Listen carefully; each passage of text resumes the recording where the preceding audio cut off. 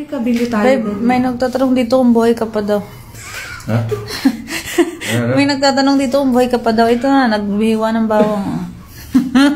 Buhay ka pa ba, babe? Ha? Buhay ka pa ba?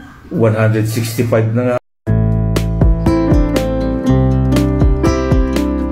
Isang malungkot na balita, pumanaw na ang award-winning Filipino folk singer at OPM legend na si Freddy Aguilar. Siya ay 72 taong gulang. Sumakabilang buhay si Ka Freddy ngayong araw ng Martes, May 27, dakong 1:30 ng madaling araw habang nakakonfine sa Philippine Heart Center. Naulila niya ang asawang si Jovi at ang kanyang mga anak. Kinumpirma ng kaibigan ni Ka Freddy ang veteran actress na si Vivian Velez sa Facebook tungkol sa pagpanaw ng singer. Aniya, OPM icon Freddy Aguilar has passed away today, May 27th, at the Philippine Heart Center Hospital. He was 72 years old.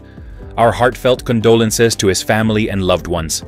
His music will forever live on in our hearts. Ayon sa balita, matagal nang may iniindang sakit sa puso si Freddy Aguilar. At pabalik-balik na rin umano ito sa ospital hanggang sa hindi na nga niya nakayanan ang huli. Makikitra sa larawang ibinahagi na nakahiga pa sa hospital bed si Ka Freddy matapos ang operasyon sa puso at ito na rin ang kanyang mga huling sandali bago bawian ng buhay. Si Freddy Aguilar ay isang singer-songwriter na itinuturing na ring haligi ng Philippine music industry at nakapagbigay din ng karangalan sa Pilipinas sa pamamagitan ng mga parangal at pagkilala sa iba't ibang panig ng mundo.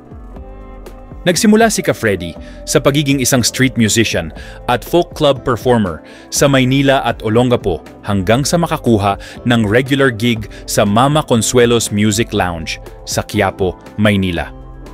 Hindi nagtagal ay naging kilala siya bilang isang folk singer sa Malate, Maynila. Dahil sa kanyang hindi matatawarang talento sa pagkanta-pagkukompose, naging isa siya sa mga pambatong musikero sa buong bansa at binigyang parangal dahil sa kanyang makabuluhang at makabayan na mga kanta.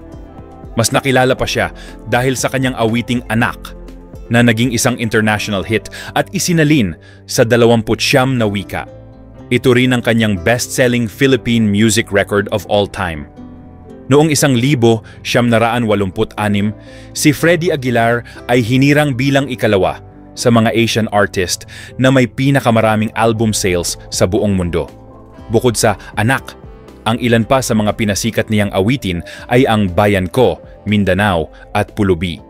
Noong Enero 18, 2008, tinanggap ni Ka Freddy ang Asia Star Award mula sa Asia Model Award Festival sa Korea.